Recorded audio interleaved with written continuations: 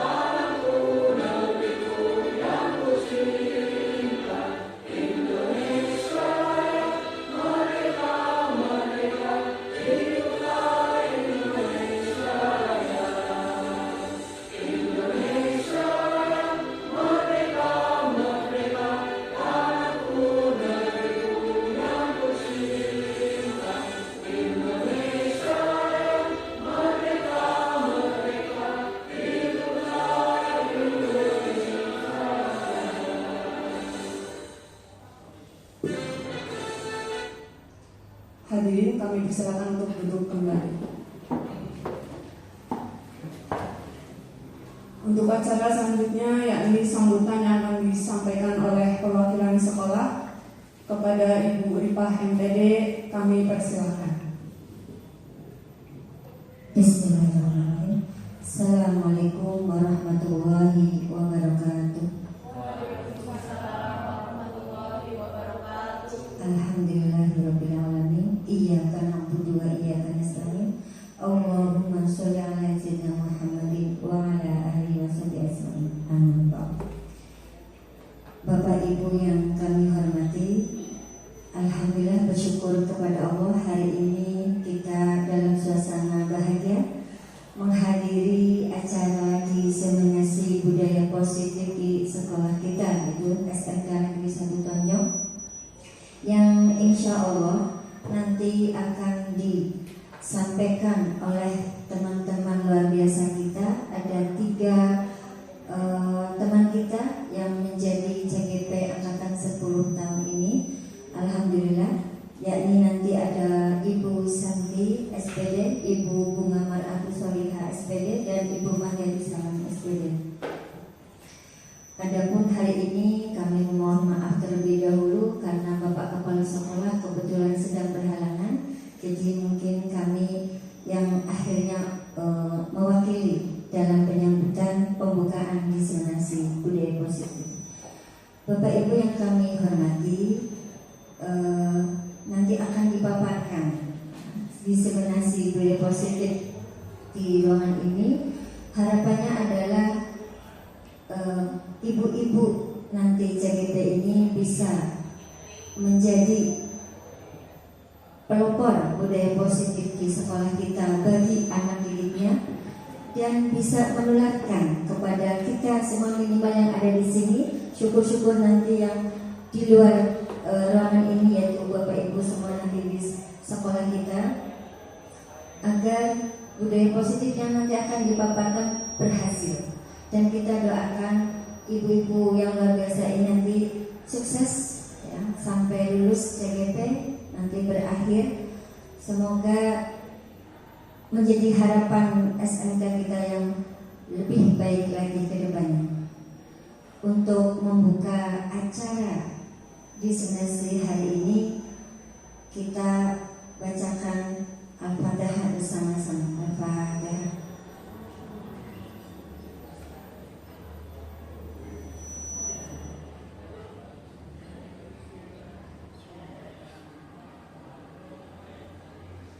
Terima kasih atas bacaannya. Terima kasih untuk Bapak Ibu semua. Sekali lagi kami sampaikan selamat untuk Ibu Santi, Ibu Bunga, dan Ibu Mandiati Salami. Semoga lancar sampai selesai. Itu saja bisa kami sampaikan. Wassalamualaikum warahmatullahi wabarakatuh.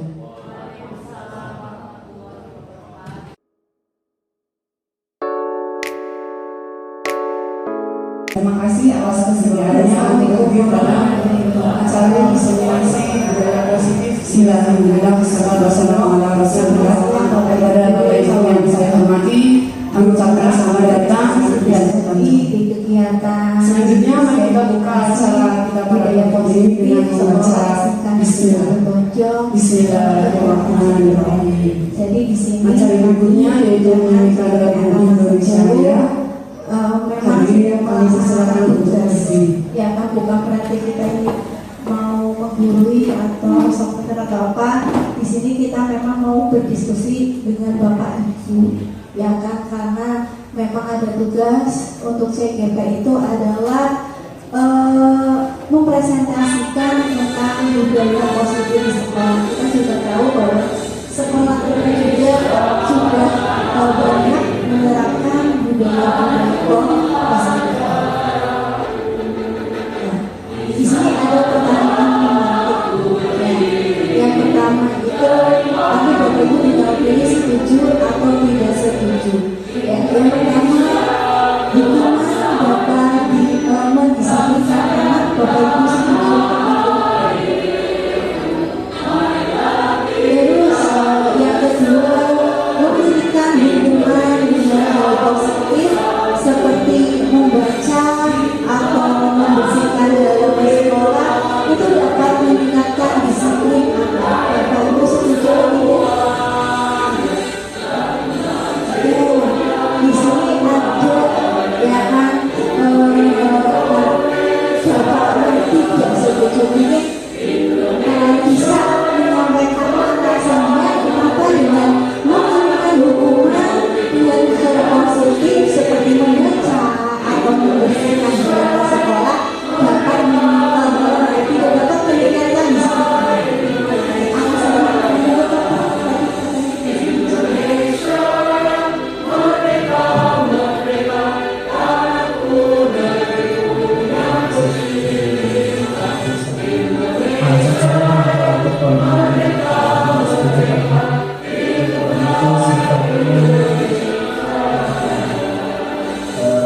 kurang mendidik dan memberikan trauma Hadirin kami persilakan untuk duduk kembali. dengan hal positif seperti membaca atau membersihkan taman di sekolah.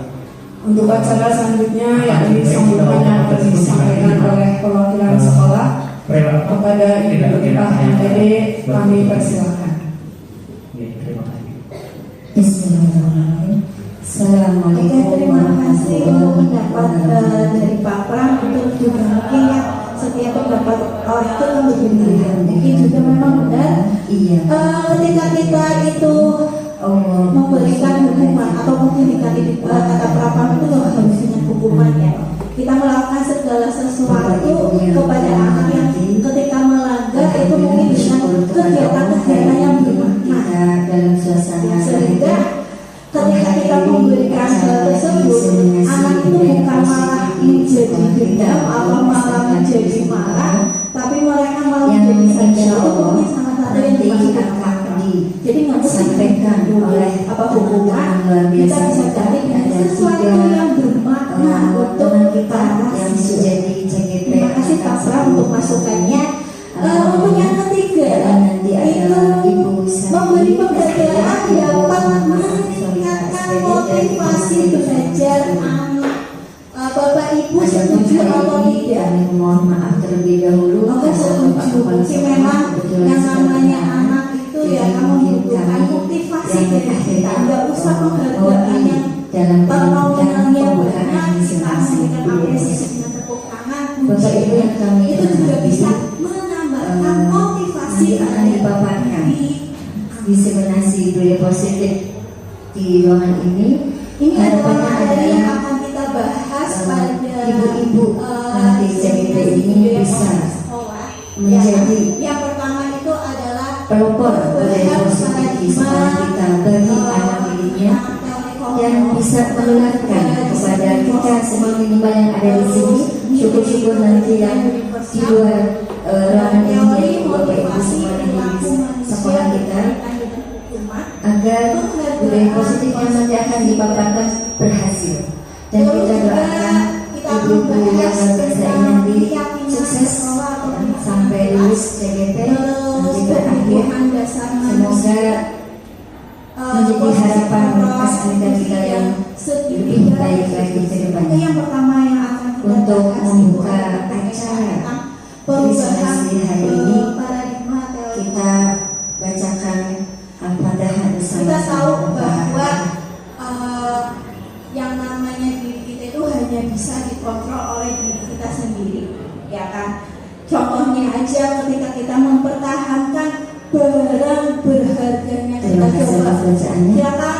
Di meja Bapak ini itu kan banyak barang, ya kan? Ambil barang yang menurut Bapak Ibu berharga dan Ibu Mardiati Salami. Semoga lancar sampai selesai. Itu saja bisa kami sampaikan. Wassalamualaikum warahmatullahi wabarakatuh. Oke, setelah itu, ya, maukah Bapak Ibu memberikan kode HP Bapak Ibu ke teman sampingnya Bapak Ibu? Enggak. Tidak. Ya. Kenapa? Karena di sini, ya kan, barang berharga kita itu adalah barang yang mungkin harus kita jaga. Ya, teori kontrolnya bagaimana? Sedemikian rupa, apa yang menurut kita berharga itu akan kita jaga dengan maksimal mungkin, termasuk HP kita. Ya kan, siapapun mungkin tidak boleh tahu apa ya kan kode dalam HP kita. Begitu. Di sini untuk perubahan paradigma teori kontrol atau teori pilihan, guru itu bisa ya akan melakukan ilusi guru mengontrol murid. Tapi sebelum kita mengontrol murid kita juga harus bisa mengontrol diri kita sendiri. Terus berikutnya ilusi bahwa kritik dan membuat orang merasa bersalah itu dapat menguatkan karakter. Ya. Terus berikutnya ilusi bahwa semua penguatan positif efektif itu dan bermanfaat, ya kan? Terus berikutnya juga ilusi bahwa orang dewasa itu memiliki hak untuk memaksa. Ini adalah perubahan paradigma teori kontrol atau teori pilihan. Ya. Berikutnya siapa sih sesungguhnya yang memiliki kontrol? Ya. Di sini ada stimulus respons sama teori kontrol atau pilihan. Nah, stimulus respon yang pertama itu adalah kita mencoba mengubah orang agar berpandangan sama dengan kita, ya kan? Nah, teori kontrolnya kita berusaha memahami pandangan dengan intinya tentang dunia, ya kan, dunia kita atau yang kita pahami itu seperti itu. Jadi ketika kita mau mencoba mengubah agar orang itu dapat berpandangan sama dengan kita, ya kita itu harus menjelaskan pandangan kita terhadap orang lain. Nggak mungkin kan kita tidak menjelaskan terus orang lain dipaksa untuk paham sepaham dengan pemahaman kita. Jadi kita jelaskan dulu, ya kan, apa yang kita pahami, kayak gitu. Terus berikutnya perilaku buruk dilihat sebagai suatu kesalahan. Ya, teori kontrolnya itu semua perilaku memiliki itu tujuan. Semuanya, apapun yang kita lakukan itu pasti ada tujuannya. Ya kan, buruk tidaknya itu tergantung dari pemahaman setiap orang. Tapi apa yang kita lakukan itu pasti ada tujuannya. Seperti halnya Bapak Ibu yang ada di sini, nggak mungkin tanpa tujuan. Pasti ada tujuan kenapa Bapak Ibu itu mau menghadiri diseminasi budaya positif. Ya, pasti sama-sama ingin menambah wawasan, sama-sama ingin bisa menerapkan budaya positif di lingkungan kita. Itu kan tujuannya seperti itu. Terus berikutnya, orang lain itu bisa mengontrol saya, itu stimulusnya. Lah, teori kontrolnya itu hanya Anda yang bisa mengontrol diri Anda. Tadi yang saya jelaskan, hanya diri kita lah yang bisa mengontrol diri kita sendiri, tidak bisa orang lain. Ya, kita mau dipaksa seperti apapun, ya kalau kita tidak menginginkan, ya kita tidak akan melakukan hal tersebut.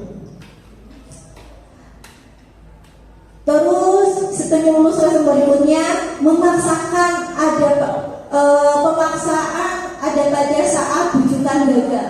Lah, teori kontrolnya kolaborasi dan konsekuensi menciptakan pilihan-pilihan baru.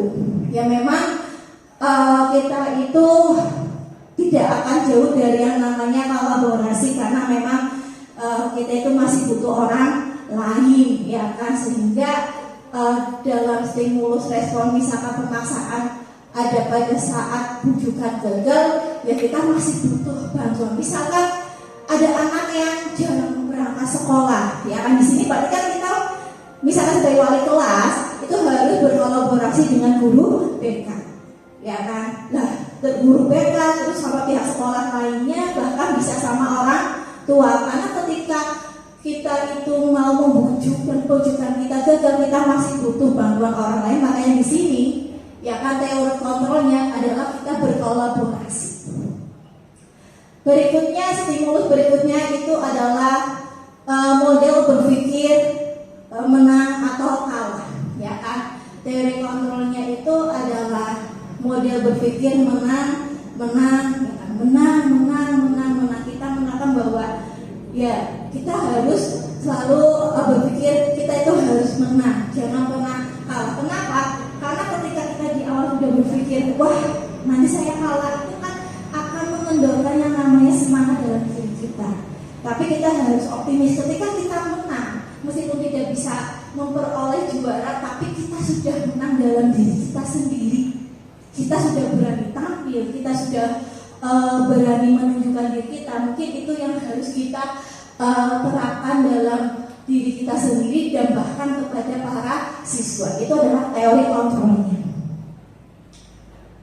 Oke, di sini kita akan bahas tentang disiplin positif.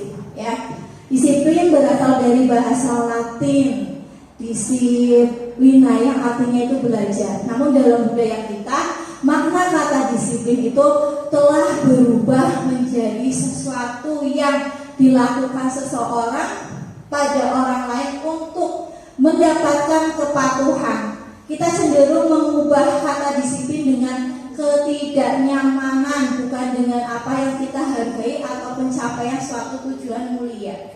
Terus tujuan dari disiplin positif adalah menanamkan motivasi, ya kan, intrinsik pada murid-murid untuk menjadi orang yang mereka inginkan dan menghargai diri sendiri, sehingga mereka itu dapat berperilaku yang mengacu pada nilai-nilai kebijakan universal yang mereka percaya. Itu adalah dari tujuan dari disiplin positif. Berarti disiplin positif itu tidak ada paksaan untuk mematuhi segala peraturan-peraturan, ya kan? Tapi di sini adalah ketika kita melakukan sebuah kegiatan untuk mendisiplinkan anak, kita membuat nilai-nilai kebajikan yang nanti dampaknya itu pasti yang akan positif untuk anak. Di sini berikutnya kita bahas tentang teori motivasi perilaku manusia, maksudnya ya kan. Di sini ada 3 teori. Yang pertama itu adalah untuk menghindari ketidaknyamanan atau hukuman. Ya, biasanya apa yang kita lakukan itu ada yang mengatakan cari amannya saja, ikuti aturan yang ada, ya kan? Sehingga apa yang kita lakukan terkadang tidak sesuai dengan hati nurani. Kenapa seperti itu? Yaitu karena ada teori kita itu menghindari ketidaknyamanan atau hukuman. Ya, sama halnya sekarang, ya, semua bukan hanya ASN saja di SMK, ya kan, kayak yang GTT-PTT juga sudah diwajibkan untuk yang namanya absen tepat waktu. Dimana ya ketika sudah diterapkan seperti itu, ya kita harus menjalani mau tidak mau. Makanya kalau misalkan kita berkasihan, apa yang akan terjadi? Ya kita ngebut di jalan, ya kan, banyak solusinya. Kenapa? Karena kita itu menghindari agar tidak dihukum atau mengalami yang namanya tidak kenyamanan di tempat kerja. Terus berikutnya, teori berikutnya itu adalah untuk mendapatkan imbalan atau penghargaan dari orang lain atau institusi. Itu juga bisa menjadi teori motivasi untuk diri kita. Ketika kita melakukan segala sesuatu dan diapresiasi, itu kan menumbuhkan motivasi. Oke, saya akan memberikan yang lebih baik lagi untuk sekolahan, ya kan? Oke, saya akan lebih semangat lagi untuk bekerja. Dan teori yang terakhir itu adalah untuk menghargai diri sendiri dengan nilai-nilai yang mereka percaya. Saya tahu bahwa Bapak Ibu pasti dalam dirinya akan selalu punya perasaan bahwa saya itu pengen melakukan yang lebih, ya kan? Bukan untuk diapresiasi atau bukan karena takut akan hukuman, tapi apa? Itu sebuah penghargaan untuk diri kita sendiri. Apapun yang kita lakukan, kita akan melakukannya itu adalah dengan maksimal. Itu adalah sebuah teori motivasi. Sama halnya ya, yang saya rasakan juga seperti itu. Saya selalu ingin menghargai diri sendiri, ya kan, dengan nilai-nilai yang yang membuat diri saya itu menjadi percaya diri. Apapun ingin saya lakukan selagi itu bermanfaat untuk diri kita. Makanya kan biasanya apa yang kita inginkan, kita akan melakukannya itu dengan maksimal. Berikutnya yang akan kita bahas itu adalah hukuman dan penghargaan, ya. Bahwa memberikan penghargaan nilainya itu sama dengan menghukum, ya. Beberapa dampak dari pemberian penghargaan menurut Alfie, ya kan, pada tahun 1993 itu adalah yang utama pengaruh jangka pendek dan jangka panjang. Terus yang kedua itu adalah penghargaan tidak efektif. Terus yang ketiga, penghargaan merusak hubungan. Yang keempat, penghargaan mengurangi ketepatan. Dan yang kelima, penghargaan menurunkan kualitas. Yang keenam, penghargaan mematikan kreativitas. Dan yang ketujuh atau terakhir adalah penghargaan menurunkan motivasi intrinsik.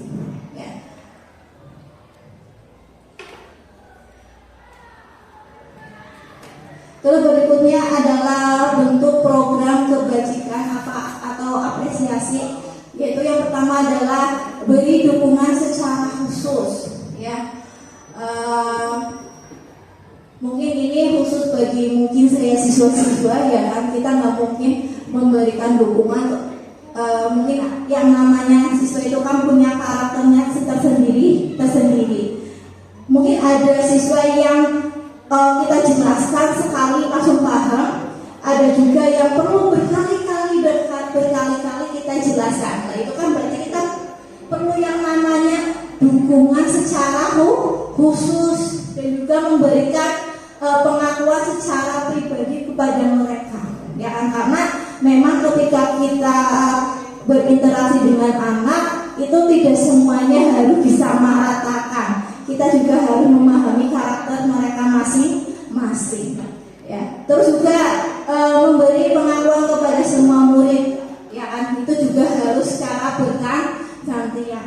Kita mungkin memberikan sebuah pujian, ya, kita memberikan penghargaan, apresiasi juga, karena memang murid juga butuh hal tersebut. Terus juga kita memberi pengakuan secara konsisten, ya. Jangan hanya ketika anak itu dapat nilai tinggi saja, ya kita mengakui mereka. Tapi ketika anak melakukan sebuah kesalahan atau nilainya kurang, kita tidak menganggap. Semua anak itu sama, ya. Karena memang setiap manusia itu kan butuh yang namanya pengakuan. Kita saja yang sudah dewasa butuh diakui oleh teman sejawat kita. Itulah kodratnya manusia. Sehingga kita harus bisa memberikan pengakuan kepada siswa kita secara konsisten. Terus yang terakhir itu adalah fokus pada proses. Ya, jangan coba fokus pada yang namanya hasil, tapi prosesnya.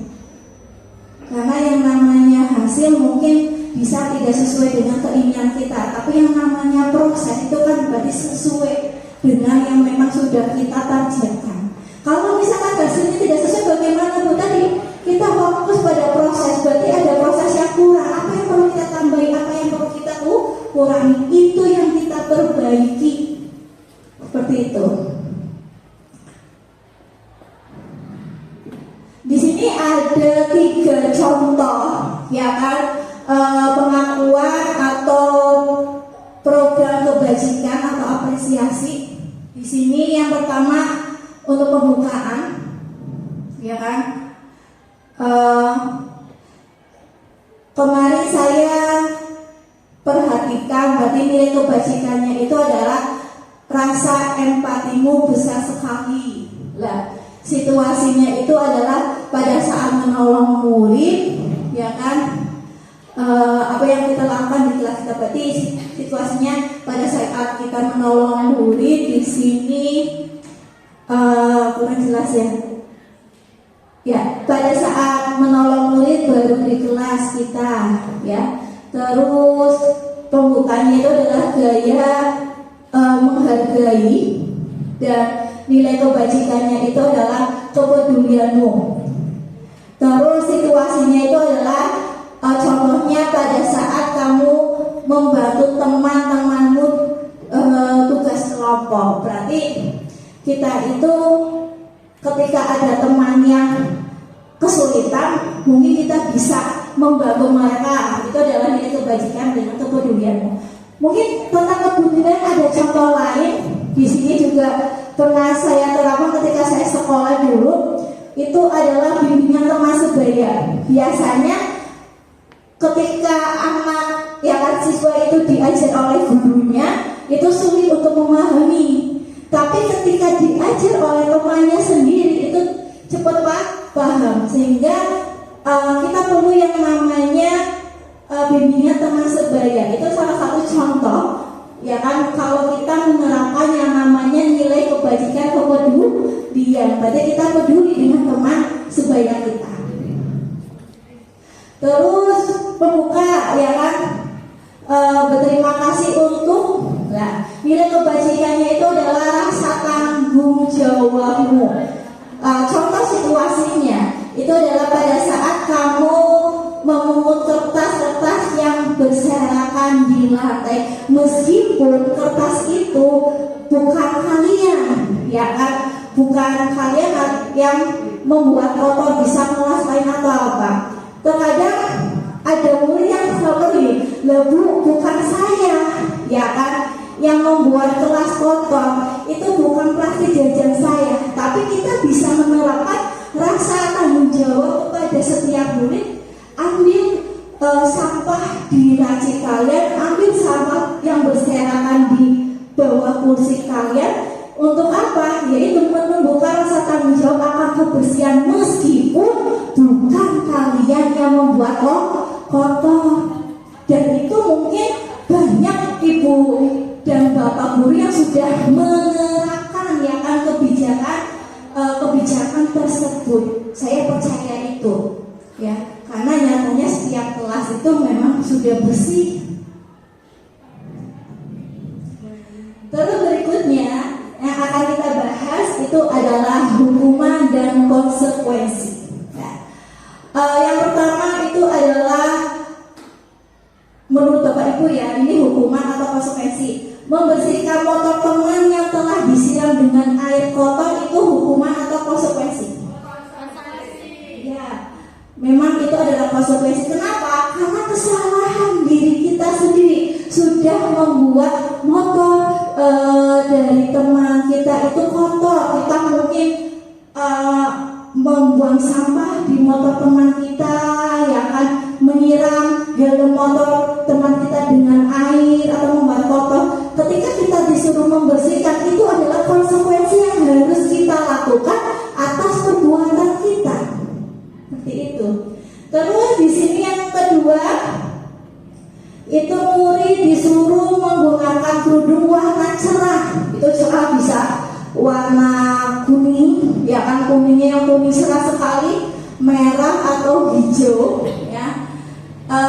Karena tidak menggunakan kerudung dari sekolah. Itu berarti misalkan ada siswi yang tidak menggunakan kerudung yang sesuai dari sekolah, terus disuruh untuk memakai kerudung yang cerah dari pagi sampai dengan siang, itu hukuman atau konsekuensi?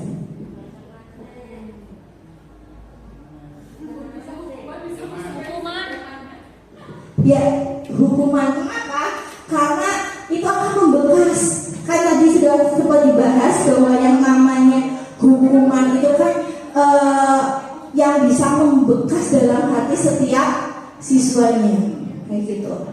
Terus berikutnya, murid dipaksa untuk push up sebanyak 30 kali karena tidak menggunakan sepatu dari sekolah, itu hukuman atau konsekuensi?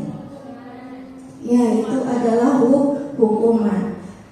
Terus yang berikutnya, yang terakhir, disuruh menyanyikan 4 lagu nasional karena telah 20 menit di pelajaran seni budaya.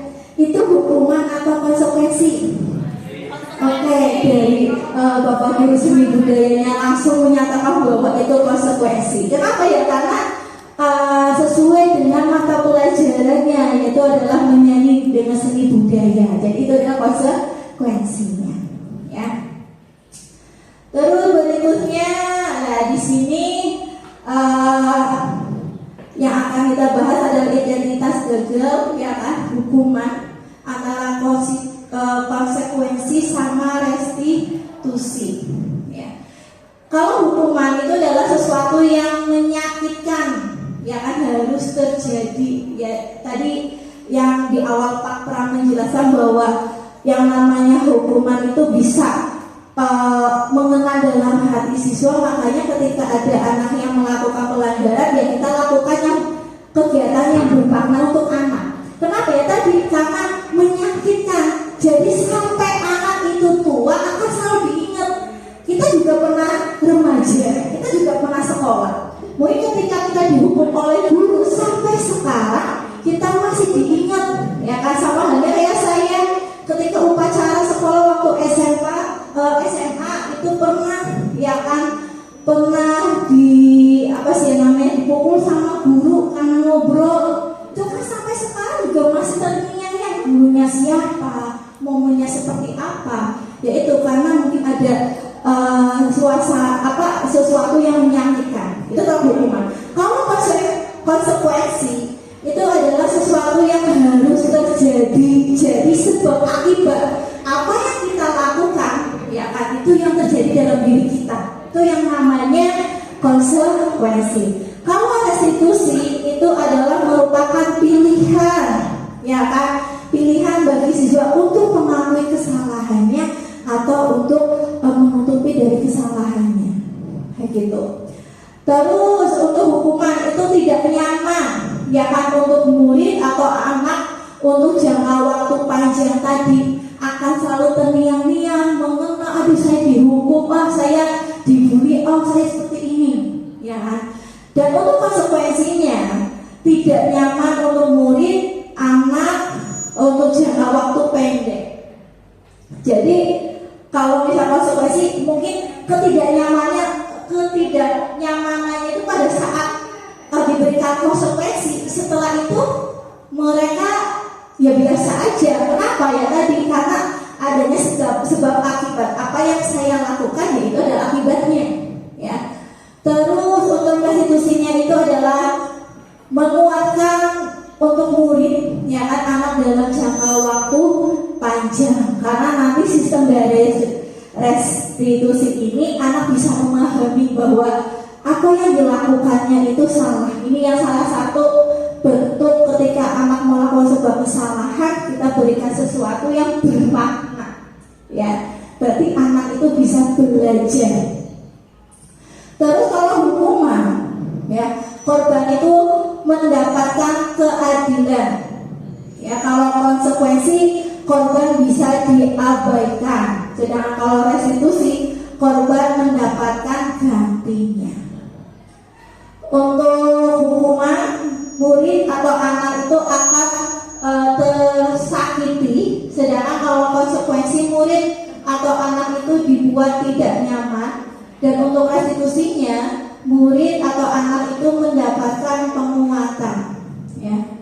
Itu adalah penjelasan tentang dua identitas gagal berupa hukuman sama identitas sukses berupa konsekuensi sama restitusi. Jadi terserah kita mau menerapkan yang mana. Pastinya Bapak Ibu lebih milih identitas kesuksesan, karena setiap Bapak Ibu pasti ingin yang melihat anaknya itu sukses, bukan secara nilai, ya kan, bukan hanya secara kesuksesan yang kaitannya dengan yang nampak, tapi kan berarti kita juga pengen melihat anak kita itu sukses dengan karakter positif mereka. Oke, di sini kita bahas tentang restitusi, ya kan, tadi kita sudah bahas tentang hukuman, kita sudah bahas tentang konsekuensi, terus berikutnya itu kita bahas tentang yang namanya restitusi. Di sini yang namanya restitusi itu adalah proses menciptakan kondisi bagi murid untuk memperbaiki kesalahan mereka, ya kan, sehingga mereka itu bisa kembali kepada kelompok mereka dengan karakter yang lebih kuat. Terus restitusi juga merupakan proses kolaboratif yang mengajarkan murid untuk mencari solusi untuk masalah mereka dan membantu murid berpikir tentang orang seperti apa yang mereka inginkan, ya kan? Dan bagaimana mereka harus memperlakukan orang lain. Itu adalah tentang restitusi.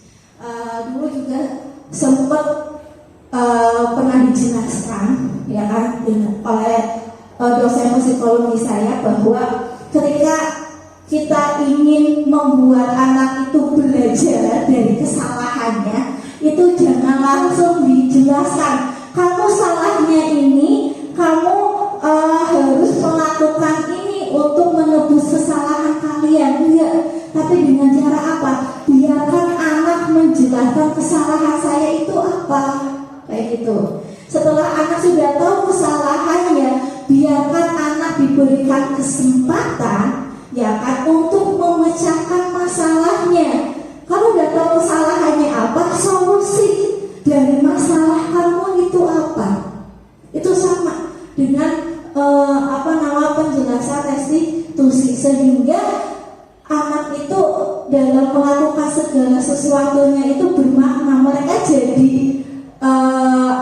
memiliki yang namanya tujuan hidup, ya kan. Di sini kan ada dan membantu murid berpikir tentang orang seperti apa diri saya mau apa. Karena diberikan sebuah kebebasan kepada mereka untuk berpikir kesalahannya apa yang harus saya lakukan untuk menebus kesalahan tersebut. Itu contohnya seperti itu. Nah, di sini sisi restitusi yang pertama itu adalah bukan untuk menebus kesalahan, ya, namun untuk belajar dari kesalahan. Nah, karena tadi seseorang kalau misalkan sudah belajar dari sebuah perilakunya mereka, kesalahannya mereka, jalan hidup mereka, ya mereka akan tahu tujuan hidup mereka apa, diri mereka itu seperti apa. Ini adalah yang namanya pembelajaran bermakna, ya kan. Terus memperbaiki hubungan, ya jelas memperbaiki hubungan dengan orang lain, ya kan, bahkan bisa memperbaiki hubungan dengan diri sendiri, kayak gitu. Terus tawaran bukan paksaan, karena tadi diberikan sebuah pilihan. Berikutnya restitusi menuntun untuk melihat ke dalam diri, ya, yang tadi saya jelaskan contohnya ketika anak membuat kesalahan, biar anak yang menjelaskan kesalahannya sendiri dan biarkan anak yang menentukan solusi dari permasalahannya mereka. Terus berikutnya itu adalah restitusi mencari kebutuhan dasar yang mendasari tindakan.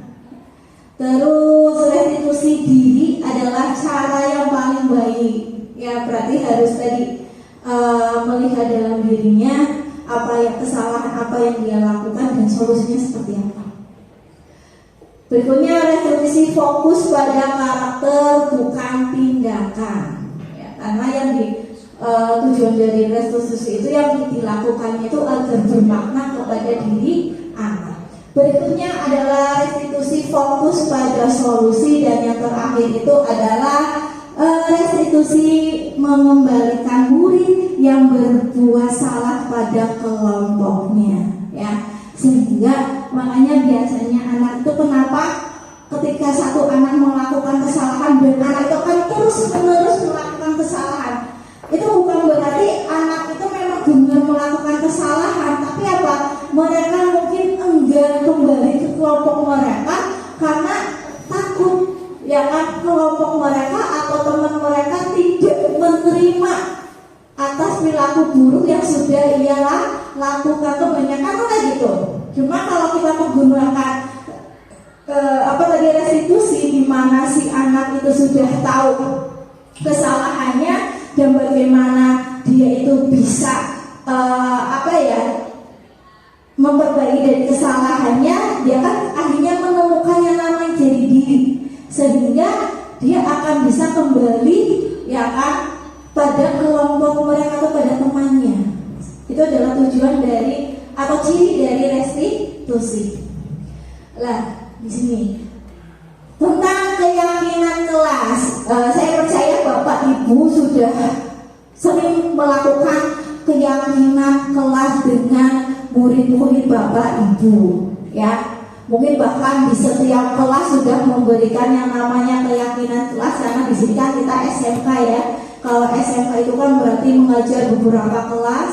Mungkin ada Bapak Ibu yang mengajar 10 kelas dan membuat keyakinan juga 10 kelas, kayak gitu. Lah, di sini ya kan, mengapa tidak peraturan saja? Mengapa harus keyakinan kelas? Ada yang tahu nggak Bapak Ibu? Kenapa kita itu harus menerapkan keyakinan kelas tapi bukan peraturan kelas? Ada yang tahu? Silakan. Barangkali ada yang sudah menerapkan.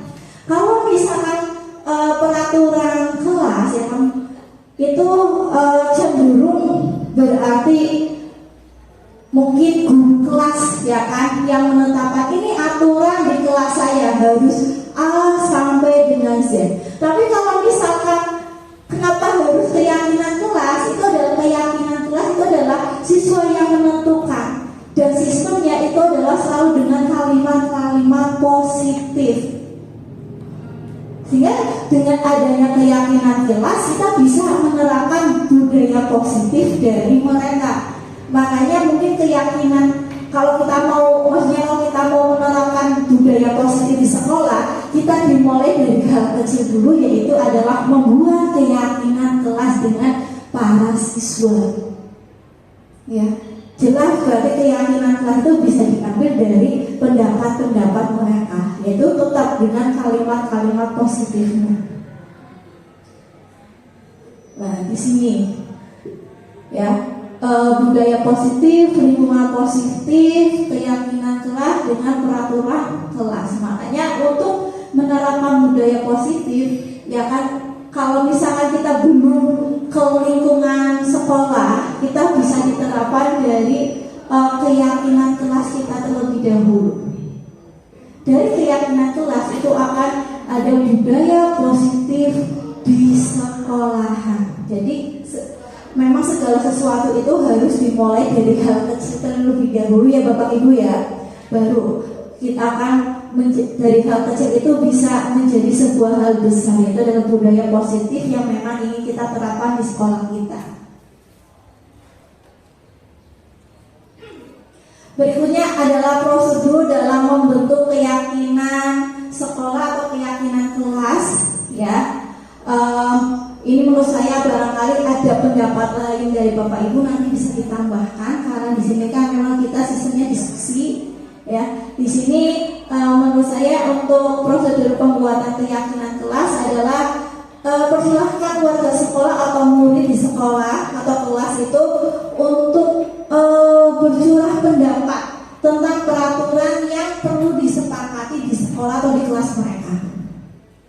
Berikutnya mencatat semua masukan ya kan murid atau warga sekolah di papan tulis atau bisa kertas besar kayak ukuran poster, di mana semua anggota kelas atau warga sekolah itu bisa melihat hasil curahan pendapat mereka. Jadi bisa melihat pendapat-pendapat dari temannya kayak gitu. Terus juga yang terakhir, susun keyakinan kelas sesuai prosedur ya, pembentukan keyakinan. Jadi susun keyakinan kelas sesuai dengan prosedur pembentukan keyakinan sekolah atau kelas. Ubah kalimat-kalimat dalam bentuk negatif menjadi bentuk positif. Itu yang tadinya saya jelaskan perbedaan antara peraturan kelas sama keyakinan kelas. Kalau keyakinan kelas itu kalimatnya itu bentuknya itu dalam hal positif semuanya. Lanjut, tinjau kembali daftar curah pendapat yang sudah dicatat ya kan, ajak warga sekolah atau murid untuk menemukan nilai kebajikan atau keyakinan yang dituju dari peraturan tersebut. Terus berikutnya, tinjau ulang keyakinan sekolah atau kelas secara bersama-sama ya. Keyakinan sekolah atau kelas hendaknya berkisar antara 3 sampai 7 prinsip atau keyakinan. Terus berikutnya, menyetujui dengan mendatangani keyakinan kelas atau sekolah tersebut, termasuk guru dan semua warga sekolah atau murid tentang keyakinan ya kan. Terus berikutnya, sekolah atau kelas selanjutnya bisa diletakkan di dinding kelas ya, dari keyakinan sekolah atau kelas ya kan. Selanjutnya bisa diletakkan di dinding kelas di tempat yang mudah dilihat oleh semua warga kelas. Itu adalah dalam bentuk keyakinan kelas. Ya, ini tadi contoh ya kan, ada kalimat bahwa kalau yang namanya keyakinan kelas itu kan harus kalimatnya itu adalah positif. Contohnya, peraturan kelas dilarang datang terlambat, itu adalah kalimat negatif. Pokoknya tidak boleh ada kata tidak dan tidak boleh ada kata jangan atau larangan. Kalimat positifnya itu adalah hadir tepat waktu. Itu bedanya antara keyakinan kelas sama peraturan kelas. Dan nilai kebajikannya apa?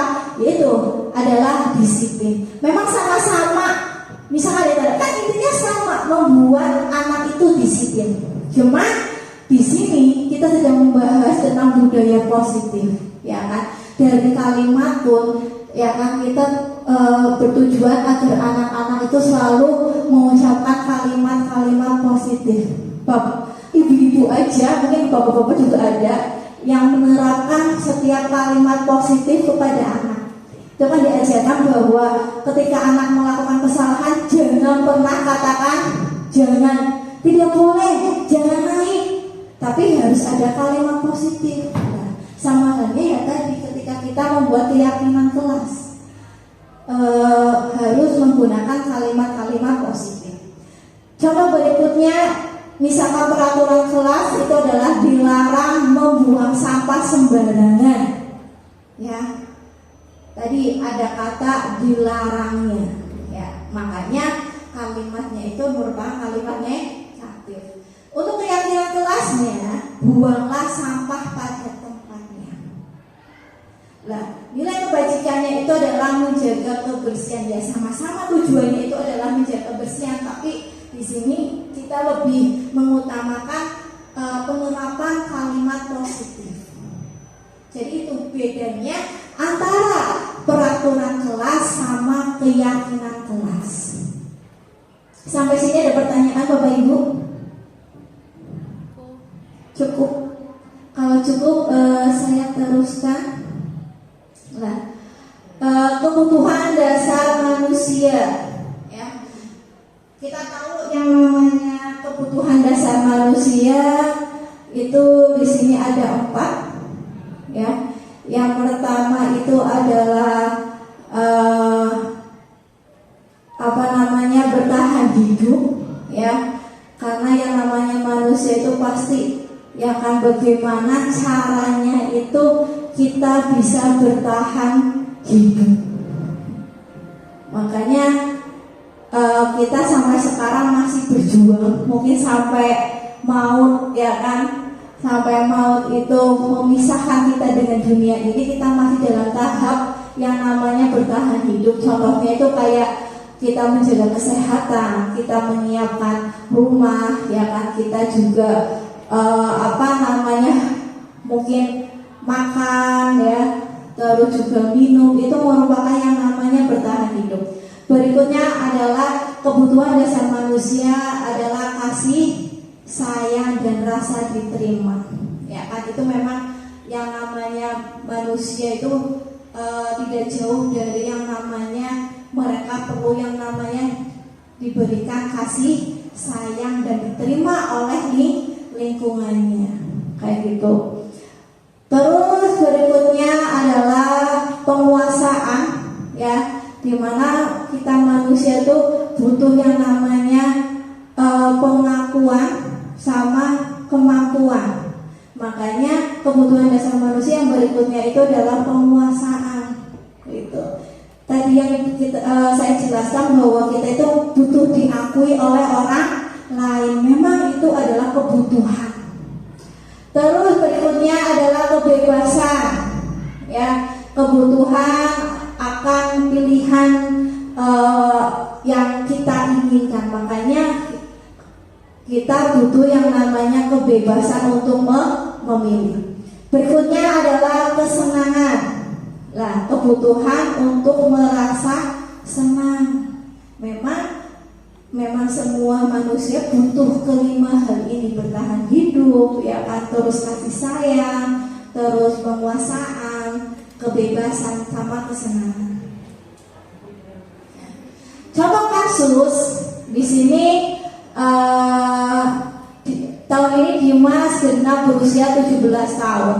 Ia senang sekali ketika ayahnya itu mulai mengajarkan cara menyetir mobil. Setiap akhir pekan ia berlatih menyetir, ya. Ia terlihat senang sekali berlatih sampai akhirnya ia bisa menyetir mobil dengan baik dan lancar.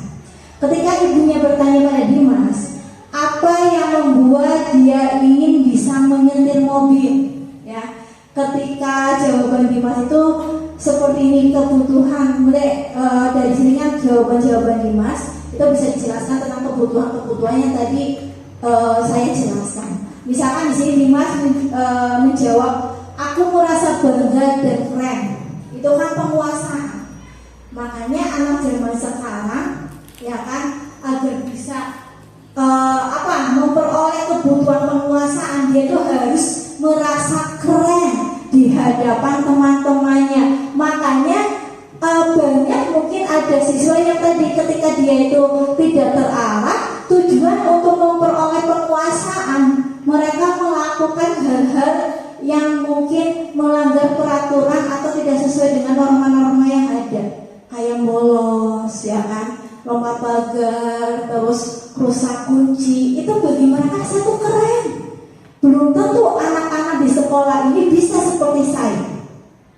Kenapa? Karena si anak butuh penguasaan. Berarti kita belum bisa ya kan memberikan penguasaan pada diri si anak, kebutuhannya itu.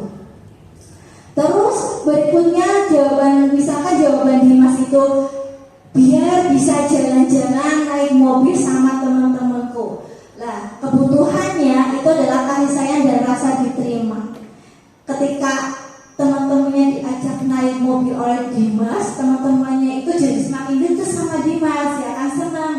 Wah, kalau main sama Dimas nanti kalau jalan-jalan nggak pakai motor, pakainya mobil, jadi bisa semuanya keangkut, ya kan, sehingga ayo kita berteman dengan Dimas. Makanya ketika ada anak yang melakukan segala sesuatu di sekolahan atau di kelas, ya kan, yang mereka itu tadi di sini ingin memperoleh kebutuhan dasar berupa kasih sayang, mereka akan melakukan segala sesuatu, ya kan, yang membuat kita tertuju pada mereka. Bahasanya tuh kayak caper, ya, cari perhatian, sehingga apa? Mereka akan memperoleh kasih sayang dan rasa diterima oleh masyarakat sekitarnya. Terus di sini misalkan jawaban Dimas itu aku senang bisa pergi ke tempat-tempat yang aku suka. Itu adalah sebuah kebebasan. Ya, berarti tidak monoton hanya pergi ke satu lokasi yang dekat dari rumah atau dari sekolah. Tapi kalau misalkan pakai mobil, Dimas itu bisa pergi ke tempat-tempat yang Dimas suka walaupun itu jauh. Itu adalah sebuah rasa kebebasan. Sama halnya tadi yang dilakukan oleh murid-murid kita di sekolahan, ketika murid-murid itu melanggar sebuah peraturan, bisa saja mereka itu sedang mencari yang namanya kebutuhan mereka sebagai manusia. Bisa kebutuhan kebebasan, bisa kebutuhan penguasaan, atau bisa kebutuhan kasih sayang, dan juga bisa kebutuhan kesenangan. Makanya ketika kita ingin agar anak-anak kita itu bisa melakukan budaya positif di sekolah dengan baik, tidak melakukan pelanggaran sekolah, mungkin kita harus memberikan kebutuhan mereka. Ya, nggak mesti harus dengan fasilitas, nggak mesti harus kita menemani terus, tapi kita harus tahu anak itu sedang membutuhkan apa. Bisa juga membutuhkan kasih sayang, bisa juga membutuhkan yang namanya kebebasan. Kebebasan itu bukan berarti dibiarkan begitu saja, enggak, diajak ngobrol, barangkali butuh kebebasan untuk berpikir, berpendapat, kayak gitu. Itu adalah tentang kebutuhan manusia. Oke, berikutnya ini adalah tentang posisi kontrol institusi. Ya, ada 5. Ini adalah mungkin biasa ya, posisi yang biasa kita lakukan. Itu ada penghukuman, ada pembuat rasa bersalah, ada teman, ada pemantau, ada manajer. Oke. Dari 5 ini, mana yang sudah Ibu dan Bapak terapkan di sekolah atau di kelas? Ya, bisa ditulis juga nggak apa-apa. Nanti setelah itu silahkan maju ke depan, bisa jelaskan contohnya, ya kan? Contoh dari posisi kontrol Bapak Ibu yang sudah dilakukan itu apa?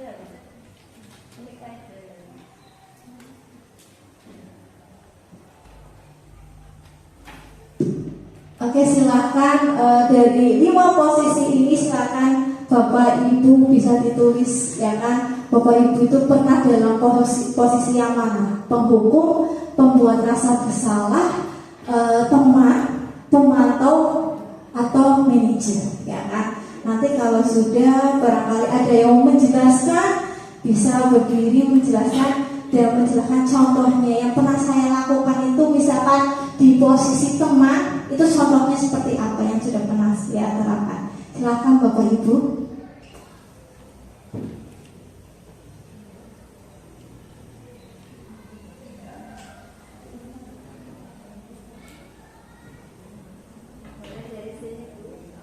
Oh silahkan Ibu boleh ya kan. Silahkan Bu Uripa barangkali mau menyampaikan pernah dalam posisi yang mana.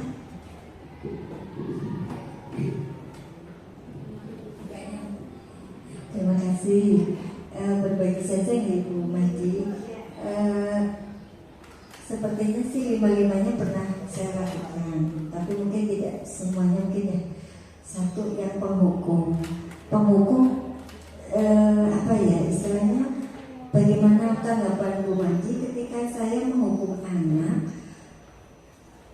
Anak tersebut saya minta untuk berkegiatan positif, misalkan ada satu anak yang saya minta dalam 10 menit Mas hafalkan anggota wajahmu dalam bahasa Inggris. Nanti kalau sudah siap setorkan satu. Atau anak yang berikutnya, Mas kalian bolos 3 orang, kalian bertanggung jawab membersihkan kebun sekolah kita yang di belakang. Mereka malah berterima kasih. Jadi saya pengen minta tanggapannya Bu Mahdi masuk perspektif yang seperti apa sih kategori penghukum. Kalau dikatakan tadi hukuman itu membatasi hati, tapi kenapa mereka bilang terima kasih? Atau sebetulnya ada definisi lain sebetulnya bahwa menghukum itu nggak harus menyakiti, nggak harus kejam, nggak harus mendelik gitu ya. Seperti itu. Itu yang pertama. Saya pernah pada posisi satu menghukum dan seperti itu hukumannya. Yang kedua membuat rasa bersalah. Saya juga pernah.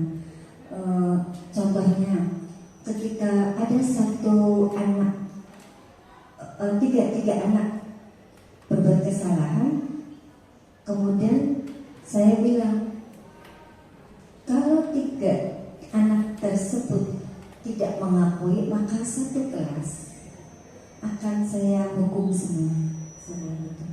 Nah ternyata 3 anak ini akhirnya merasa bersalah karena pada akhirnya satu kelas memang menjalani hukuman meskipun tadi hukumannya hanya membersihkan, yang tidak untuk fisik yang berlebihan gitu.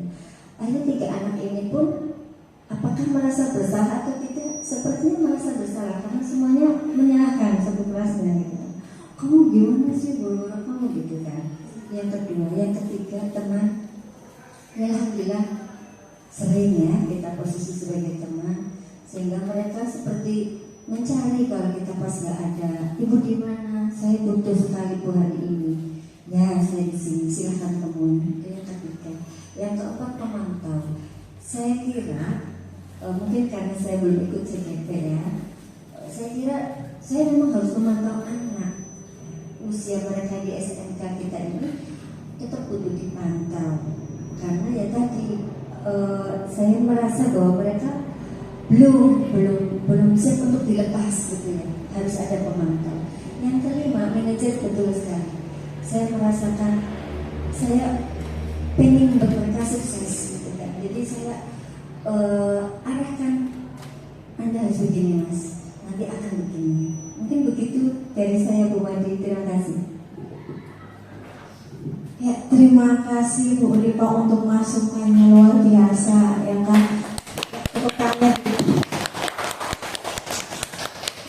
Ya, kata Bu Uripa sudah memenuhi atau pernah melakukan kelima dari posisi kontrol tersebut, dan di sini juga Bu Uripa masih ada kebingungan yang dimaksud dengan hukuman itu apa ya kan, karena ketika Bu Uripa memberikan hukuman anak-anak itu untuk bersih-bersih kok malah mereka terima kasih, padahal menurut saya itu hukuman loh ya gitu kan. Nah yang tadi saya jelaskan bahwa yang namanya hukuman itu di mana apa yang kita lakukan itu bisa membuat anak itu merasa tersakiti, ya kan, terngiang-ngiang terus, bahkan membuat kayak anak itu jadi tidak pede mau gabung sama temennya karena sudah dihukum, wah saya orang yang bersalah gitu kan. Nah yang dilakukan Bu Uripa itu adalah bisa masuk ke dalam kaitannya itu adalah pembuat rasa bersalah sama teman, di mana berarti Bu Uripa itu sudah melakukan segala sesuatu yang bermakna bagi si anak, ya kan, atau bisa masuk ke konsekuensi. Saya melakukan sebuah kesalahan, konsekuensinya memang mungkin telah dijamin Bu Uripa, contohnya konsekuensinya saya itu harus membersihkan lingkungan, ya kan, apalagi di sini Bu Uripa itu adalah guru IPAS kayak gitu. Berarti kan lebih ke konsekuensi, makanya anak tuh nggak bakalan merasa kayak marah Bu, apalagi Bu Uripa ketika menyampaikannya itu adalah lemah lembut seperti teman, tidak dengan ada Mas kamu telat, nada tinggi, kata-kata kasar. Lah kalau hukuman Bu Pak itu pasti menggunakan kata-kata kasar, kalimat-kalimat yang membuat si anak itu rasa kayak tersakiti. Tadi yang saya jelaskan, sampai saya dewasa pun saya masih terngiang-ngiang ketika saya dipukul sama guru. Itu kan berarti maksudnya ke hukuman. Kalau Bu Uripa itu ke konsekuensi. Berarti cara bahasanya Bu Uripa juga kayak ngomong sama temen, ya kan, ngomong ke anaknya sendiri, bukan sama anak yang melakukan kesalahan kayak gitu Bu. Berarti kalau menurut saya yang Ibu lakukan itu bukan hukuman, itu bagus. Anak akhirnya bisa belajar, ya kan, bermakna sekali. Dan ketika melakukan konsekuensi tersebut, si anak akhirnya kan melakukannya tidak dengan setengah hati Bu, malah kayak senang, akhirnya bisa bermanfaat juga, ya kan. Bu Uripanya yang marah, saya bisa membalas kesalahan saya, dan saya juga bisa bermanfaat di lingkungan sekitar kayak gitu. Dan mungkin sekarang juga di sekolah kita sudah mulai diterapkan seperti itu. Ketika anak telat itu tidak langsung disuruh push up, tidak langsung disuruh untuk lari lapangan, tapi lebih ke yaudah, ya kan, membuat sesuatu yang anak itu jadi bermanfaat dan bermakna, yaitu dengan kebersihan kayak gitu. Terus juga kalau memantau, ya kan, ya tadi pemahaman orang beda-beda ya Bu ya. Kalau menurut Bu Uripa, kita sebagai guru emang harus bisa mantau, ya kan, melihat anak perkembangannya seperti apa. Ketika apalagi kalau si anak itu sudah melakukan sebuah kesalahan, perbaikan untuk dirinya seperti apa, memang harus perlu dipantau, benar, ya kan. Kalau pemahaman saya di sini yang namanya memantau itu ya cuma dilihat aja, oh si A melakukan kesalahan, ditanya kamu kenapa, misalkan telat jamnya Ibu karena ini, oh udah, hanya sebatas itu Bu, ya kan, tidak mendalam. Kalau misalkan sampai mendalam, dilihat perkembangannya seperti apa, itu bisa maksudnya ke manajer kalau kayak gitu menurut saya. Kalau misalkan yang menurut Bu Uripa itu memantaunya itu tujuannya baik, ya kan, agar mengetahui perkembangan anak, itu kan maksudnya manajer. Sehingga di sini kita sebagai guru bisa menentukan, oh ini anak ada perkembangan baik. Ketika melakukan kesalahan lagi, ini yang harus saya lakukan, ya kan, berkelanjutan seperti itu.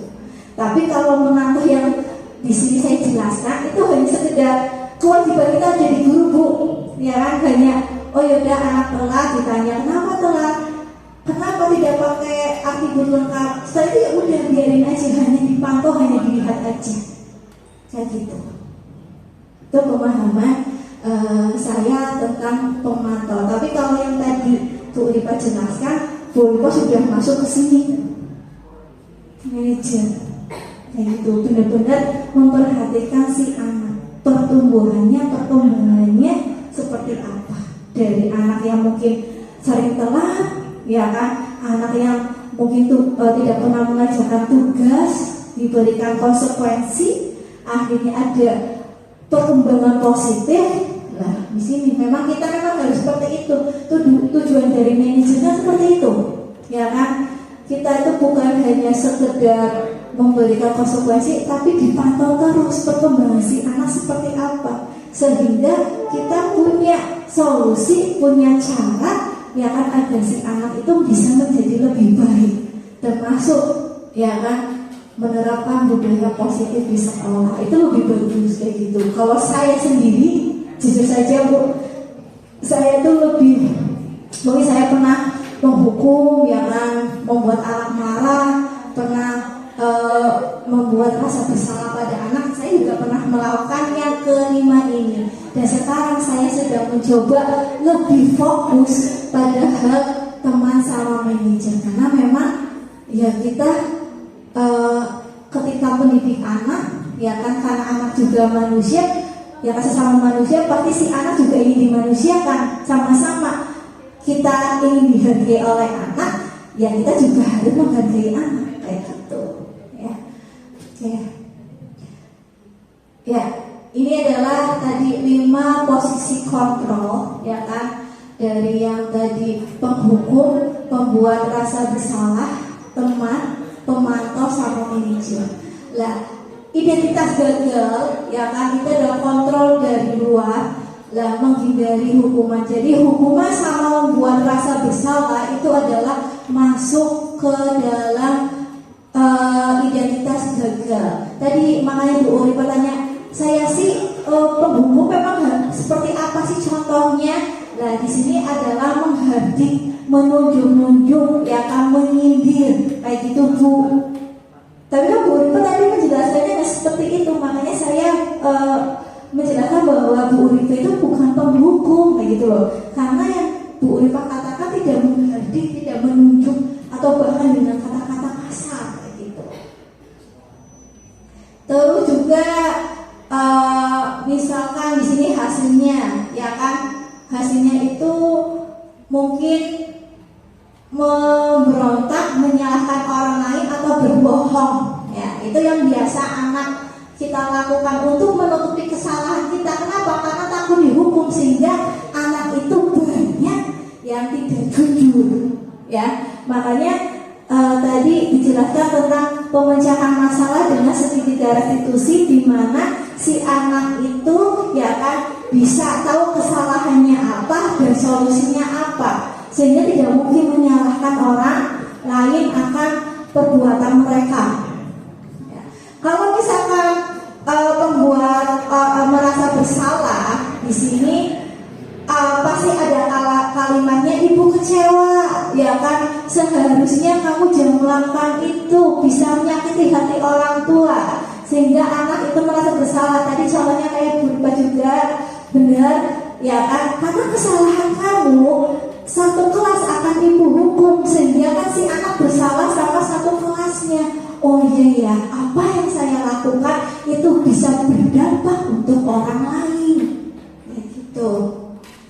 Terus kalau teman dan pemantau itu adalah masuknya ke identitas berhasil atau sukses. Kalau kita sudah ada di tahap ini, berarti kita melakukan kontrol dari luarnya, itu adalah identitas berhasil atau sukses, ya kan, dimana membuatkan alasan-alasan untuk murid, terus menghitung dan mengukur, ya kan. Contohnya itu kata-katanya, ayolah lakukan demi ibu, ya kan. Masa kamu tidak mau ingat, ya kan, misalkan tidak mau bantu ibu. Akhirnya itu kan ada ketergantungan, ya kan, atau simbiosis mutualisme antara guru sama murid. Kalau kita menerapkan yang namanya posisi kontrol sebagai teman. Terus kalau pemantau tadi menghitung dan mengukur, hanya dilihat aja Bu, ya kan, dilihat, dipantau, diukur, ya kan. Terus juga kita hanya mengatakan kalimatnya apa aturannya di sekolah, udah kayak gitu, tanpa ada kalimat yang lain, sehingga kan mungkin membuat anak ada batasan untuk menjawab, tidak bisa menjelaskan alasan anak melakukan kesalahan, dan anak tidak bisa mengutarakan mereka itu harus apa untuk memperbaiki kesalahannya, karena memang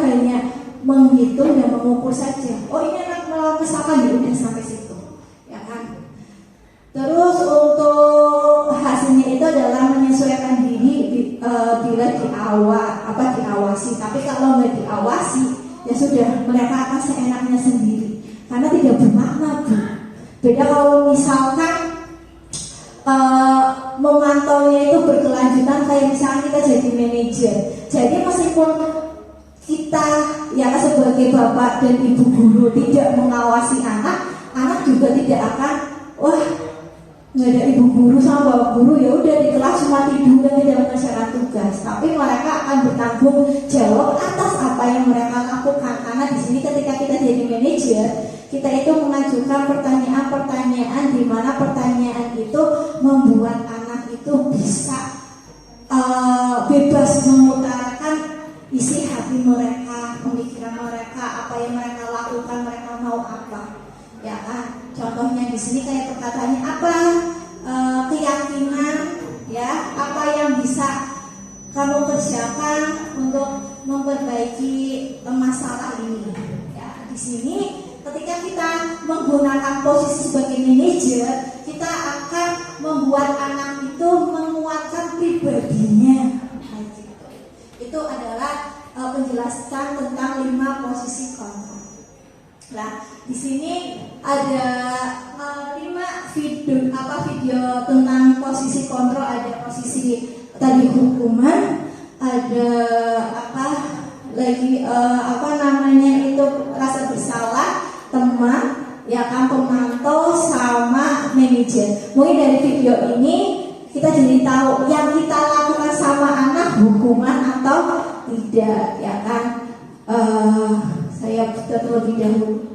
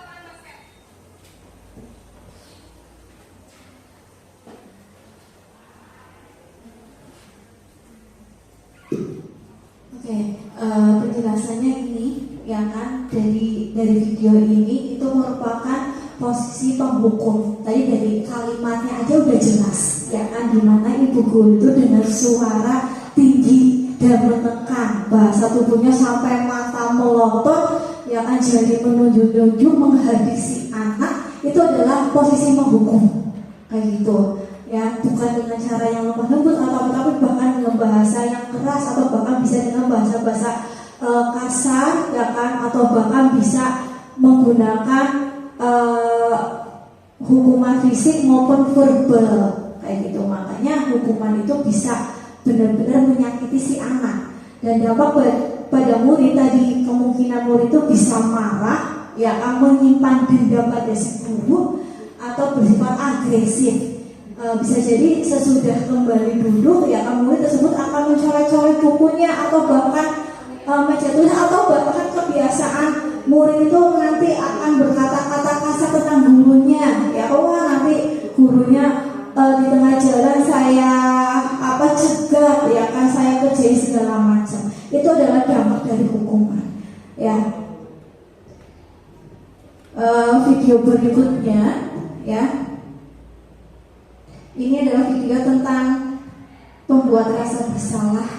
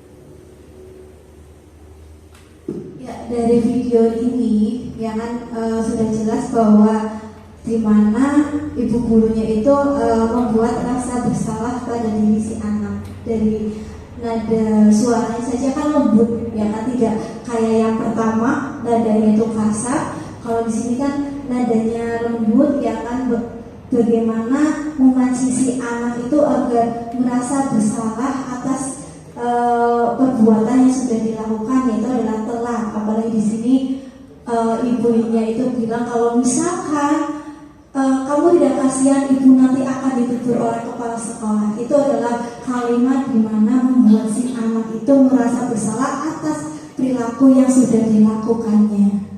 Video tentang posisi teman.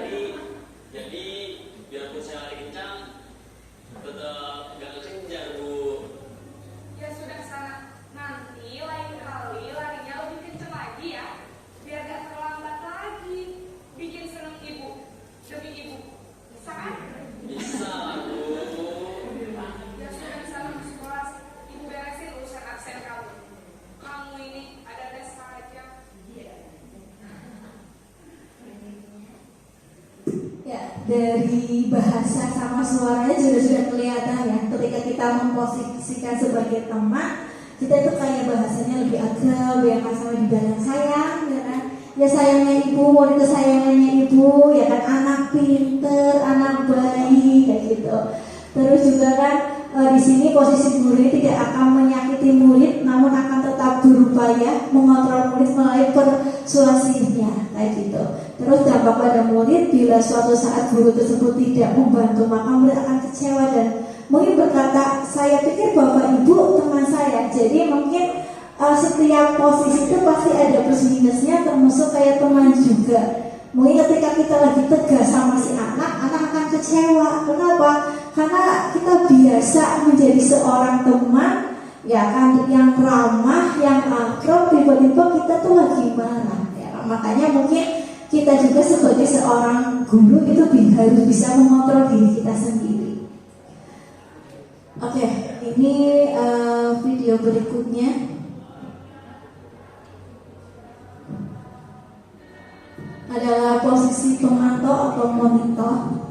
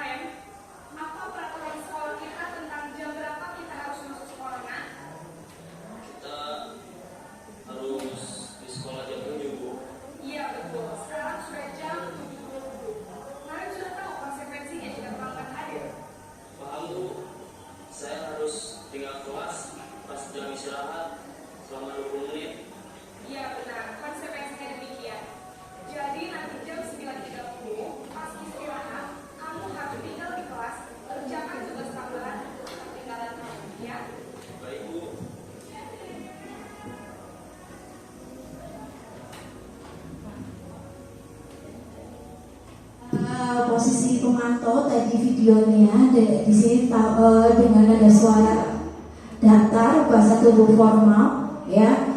Di sini memantau berarti hanya mengawasi saja, ya.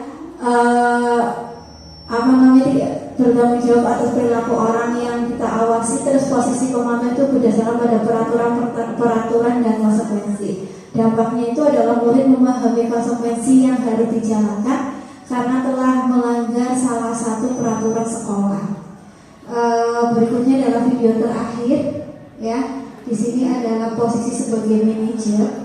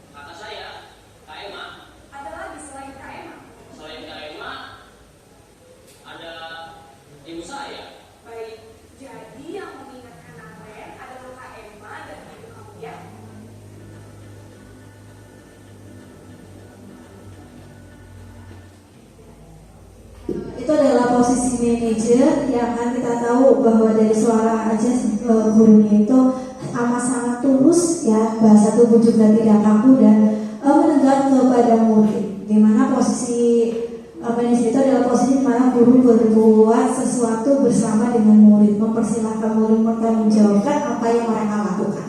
Jadi dampak pada murid ini, murid sudah mengetahui adanya sesuatu masalah dan sesuatu perlu terjadi, ya kan, guru akan mengembalikan tanggung jawab kepada murid, ya kan. Jadi apa solusinya itu, ya kan, itu diserahkan kepada murid. Itu adalah posisi manajer.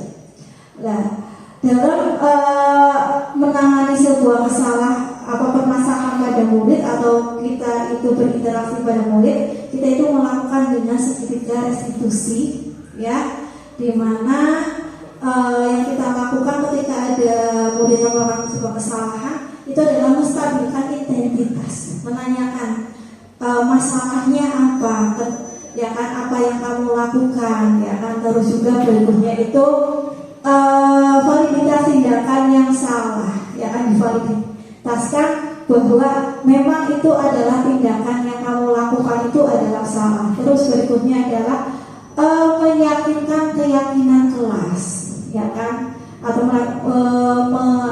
menanyakan keyakinan yang di kelasnya atau keyakinan dalam dirinya sendiri, seperti itu.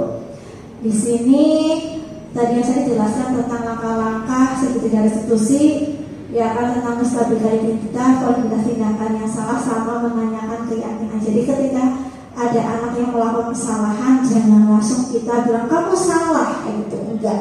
Tapi kita harus menerapkan atau melakukan 3 langkah ini. Nah, di sini adalah berikutnya penerapan yang saya lakukan ketika ada anak yang melanggar peraturan, yaitu mereka itu membawa HP di kelas, ya. Contoh saya menerapkan namanya segitiga restitusi.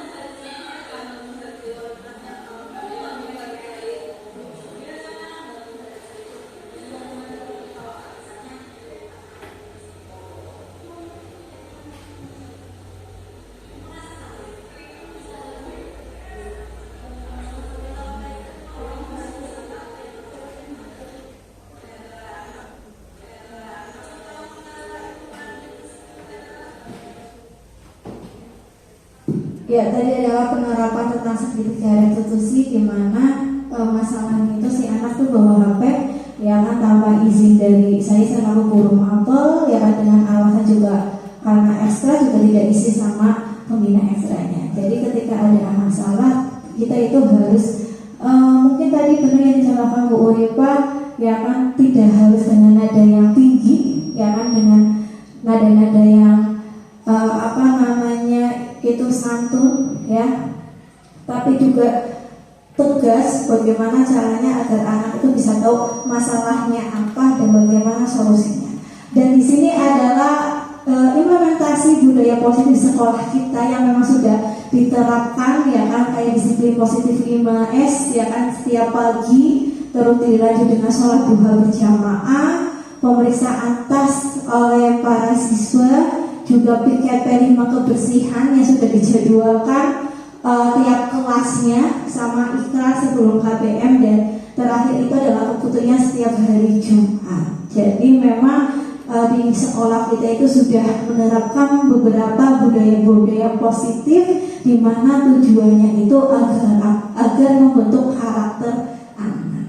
Ya, sekian pemaparan dari saya. Barangkali ada pertanyaan. Kalau tidak, saya tutup. Ya, terima kasih untuk Bapak Ibu yang sudah menyempatkan hadir di seminasi budaya positif Sekolah SMK Negeri 1 Tonjong. Saya tutup dulu. Wabillahi taufiq wal hidayah. Wassalamualaikum warahmatullahi wabarakatuh. Waalaikumsalam warahmatullahi wabarakatuh.